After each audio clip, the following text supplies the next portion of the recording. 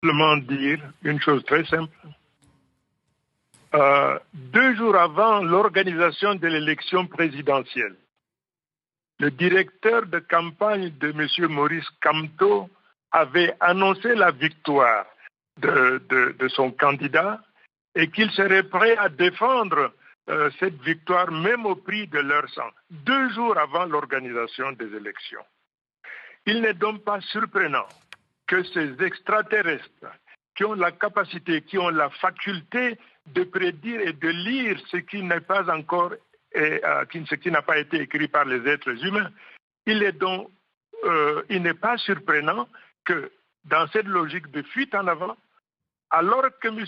Kamto sait parfaitement bien que c'est le seul conseil constitutionnel qui est habilité à recevoir tous les résultats de vote et dispose du temps nécessaire pour proclamer les résultats. C'est le seul organe habilité à le faire.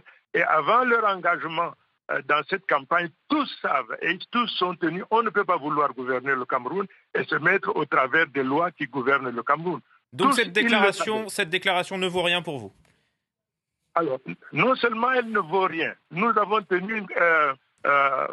donné un point de presse, une conférence avec le ministre de l'administration territoriale, au cours duquel nous avons prévenu les uns et les autres qu'ils ne se laissent pas emporter, dussent-ils être des instruments de déstabilisation au service de ce que nous savons des officines dont l'objet est de déstabiliser le Cameroun. Nous leur avons dit, ne secouez pas la boîte de Pandore.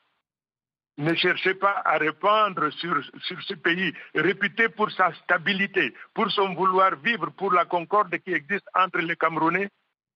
Ne secouez pas la boîte de Pandore parce que vous trouverez en face de vous toute la fermeté et la rigueur, pas seulement de l'État, mais de toute la nation. Merci, Voilà ce que nous merci pour votre réaction. Merci pour votre réaction, monsieur le